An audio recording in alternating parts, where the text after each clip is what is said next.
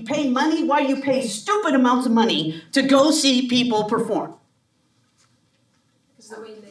Because the way they make you feel. Because of the connection. Did you know that there's a number of surveys that will tell you that the number one fear most people have is public speaking? The number two fear is death. So that tells you that people fear standing up in front of a group of people and talking more than they fear dying. Right? So imagine coming from another country and having to go to a job interview. Or having to make a presentation to the people that grew up in this country that speak this language and it's their native tongue. It's terrifying. And there are some really basic skills that you can take from all of these performers out there and apply them to make it easier, not only when you're public speaking, but when you're doing anything, when you're doing any kind of interaction.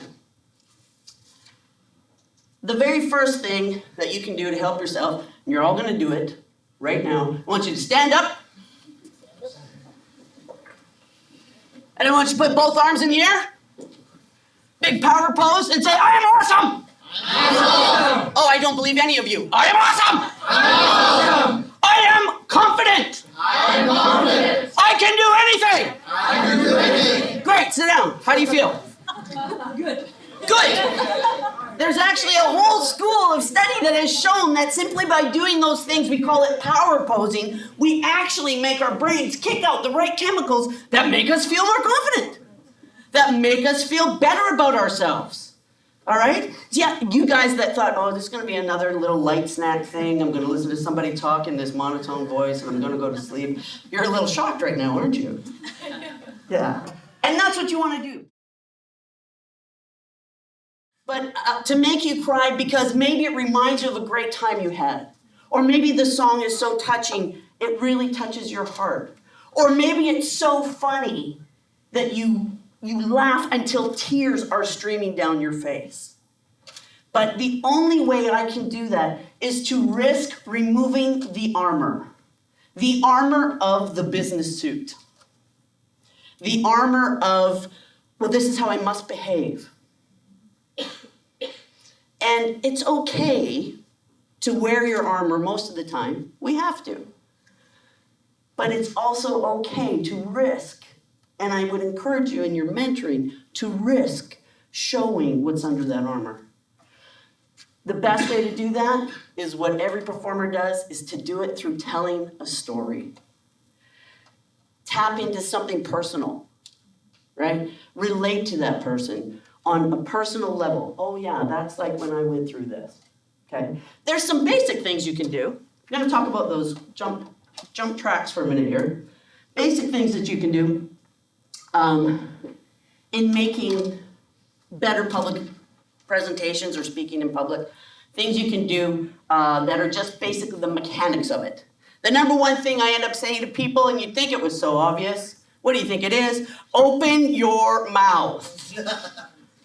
In Canada, if you watch Canadians talk, and I think it's because most of Canada experiences this kind of weather all the time. You ever watch Canadians talk? We don't move our lower jaw. We don't at all. Hey, how you doing? Oh yeah, you see a hockey game the other day? Yeah, it was great. Yeah, it was awesome. Yeah. And I think it's because we are outside in the cold so much of the time going, oh yeah, it's great. Oh, let's go to Tim Hortons. Okay? So opening your mouth. Did you know that opening your mouth by as little as 3 to 5 millimeters will increase your volume by as much as 50%? How much is 3 millimeters? Like a quarter of an inch or less? So when you talk, you should, and this is great, especially if you have English as a second language, you should be able to get one finger between your teeth at any given time. Watch Canadians, watch people. They do not move their jaws. It's the most amazing thing. Now, if you had a singer that never opens their mouth, you wouldn't hear anything. Right? As opposed to, now you hear everything. Right? You watch Stevie Wonder sing, his mouth is wide. Right? So, opening your mouth, it seems so obvious. It seems like, well, everybody does that. They don't. So, first little bit of just mechanics you can do. This is another one. How many of you are afraid of silence? Be honest, put your hands up. I know, especially if you're in the tech world. People in the tech world are so afraid of silence that they will tell you everything that's on their mind as it comes into their stream of consciousness.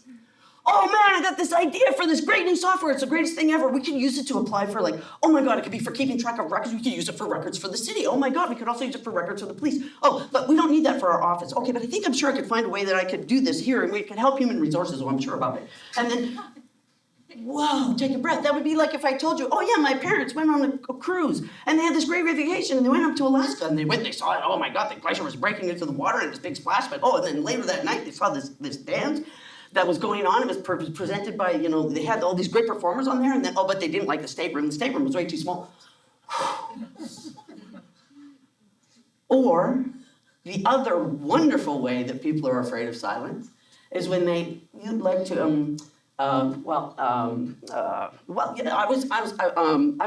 out the other day over on Broadway. Yeah, I was on Broadway and Commercial. Yeah, I was over there on Broadway and Commercial, and I was up there. Now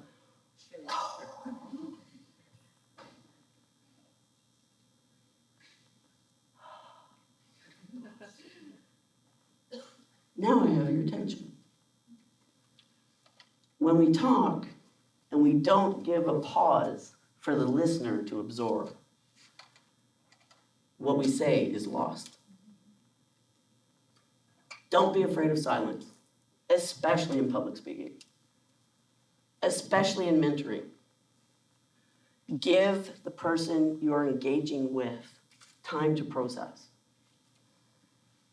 Also, using silence effectively comes into play when you're being asked a question, or when somebody is giving an answer to a question and you're already thinking of how you're going to respond.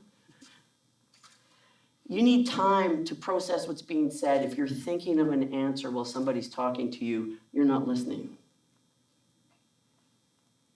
How many of us are guilty of that? Everybody. Especially if you got kids. Oh, honestly, I was just out with my friend, Mom, and I was like, we were gonna go to the store and and all of a sudden you're thinking, I told you not to do that, and you start formulating what your response is gonna be before you're listening to what's being said. Silence is the number one way to grab everyone's attention. It is the number one way to impress a point on somebody's memory. It is the number one way to keep people engaged, funnily enough, rather than the endless stream of consciousness or the never-ending ums, buts, ors that we do and that we say. So don't be afraid of silence. Open your mouth. Don't be afraid of silence. Be short and succinct and clear. We are hardwired to handle a certain amount of information, but then we need time to process it. Funnily enough, we think at about 12 to 1,400 words a minute. We speak at about 120, okay? So that's why in that one moment, when you feel the whole world is looking at you, in that one moment of silence, you can have an entire dialogue with yourself as to how horrible you're doing and what everybody is thinking and judging you on right in this moment. You can have an entire 300-page book written in your head within about 2 minutes because of the speed in which we think. So that often will make us afraid to, again, be silent, okay? So use silence as your friend. It's incredibly powerful. You've all had that teacher. You knew that teacher, right? That would stand at the front of the room and just look.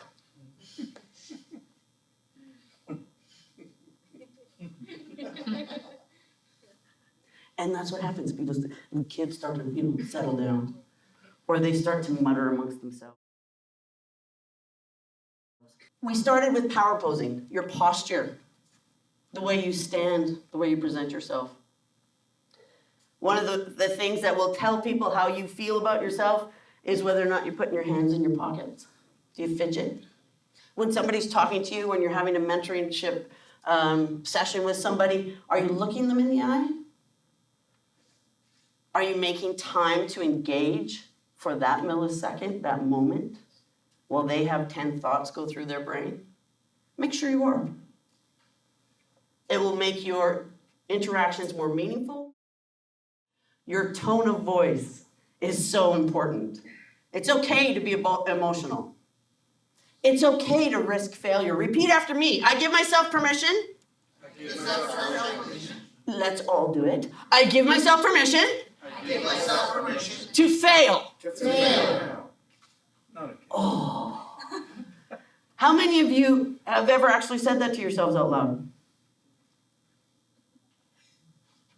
We live in a society and we live in especially a business mindset that forces perfection or makes you think that if you aren't perfect, you are somehow less than. Guess what? Failure goes hand in hand with vulnerability and success. You have to give yourself permission to fail.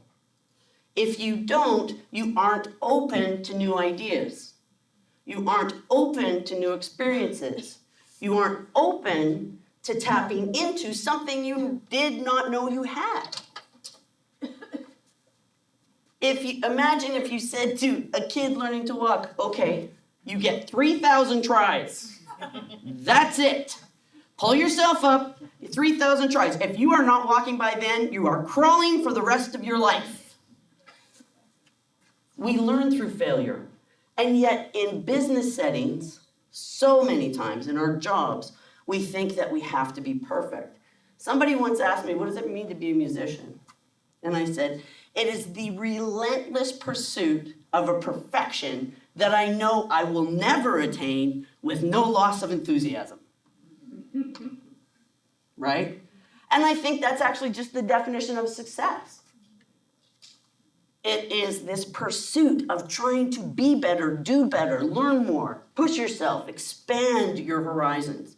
Do something that will challenge you, where it's okay if you're not right the first time, the second time, the 100th time, the 1,000th time.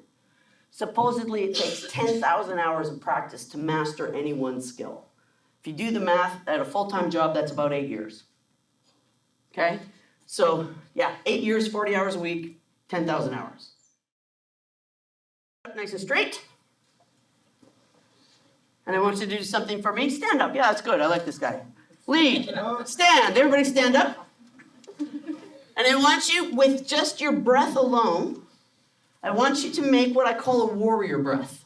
Okay? And I want you to go, whoo! Ready? Go. Okay. A few people got it. Some of you are like, what is this crazy woman making me do? And it's like, well, this is what you paid for. So, so nice and full. Big warrior breath. Yes, do it again. And do it again. Good, sit down. How'd that make you feel? Anybody, somebody, shout it out. Asthmatic. So that was more like, right? Okay. Other than asthmatic, how did it make you feel? Empowered. Empowered. Yes, what else? Relief. Relief. What else? Anything? Energy. Strong. What was that? Strong. Guess what? All of our speaking, all of our language comes from breath. It's the secret to singing. It's the secret to speaking. Is controlling your breath. It's also the number one way to control your nerves.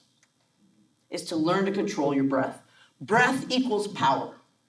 Therefore, if you control your breath, you control your power. We know this from yoga. We know this from yoga, but that's yoga. I'm not in downward dog, so now my breath doesn't apply. No, it does all the time. And you can use your breath in a few basic, simple breathing exercises to control your nerves, to make sure that, again, you take that moment of silence, take that breath.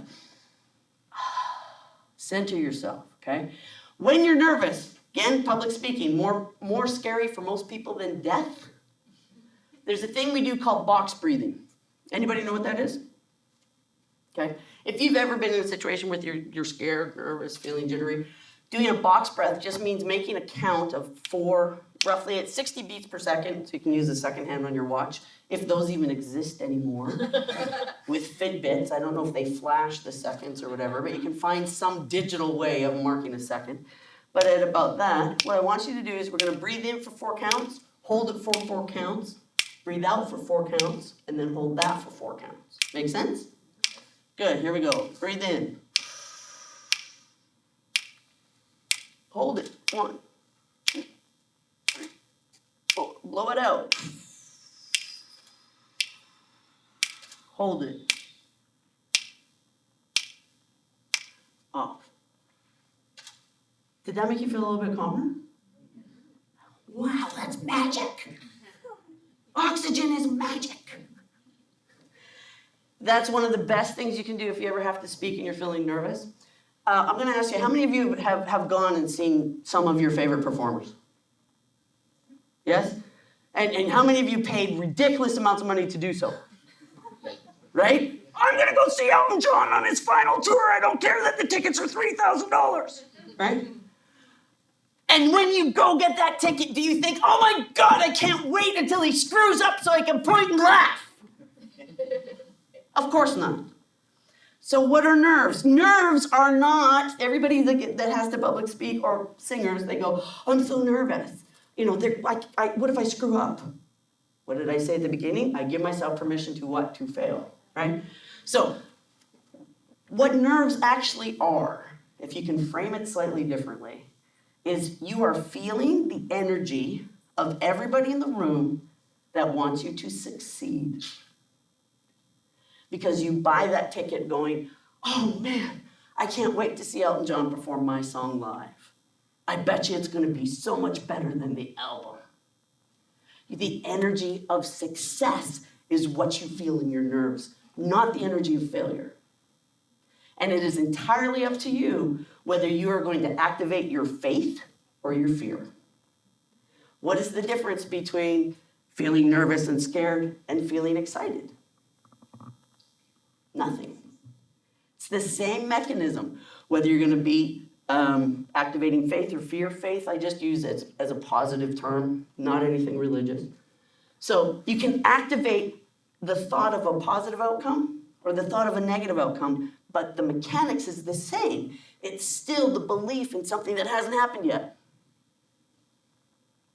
So how you frame things is entirely up to you. And as Dr. Phil would say, reality is perception, or perception is reality, sorry. What you perceive, how you think it's going to be, and how many times a day, or when you have to speak, are you saying, oh, I know it's just going to be terrible, and then it is. It's done through our breath. There, I've told you some mechanics of specifics you can do to be more clearly understood. And above all else, be authentically yourselves. Risk your vulnerability. Risk sharing a time for you that was embarrassing or hard or difficult whenever you're speaking with other people. Because it is through those moments that we allow growth. And as much as we hate to admit it, growth is always in some way painful. They don't call it growing pains for nothing.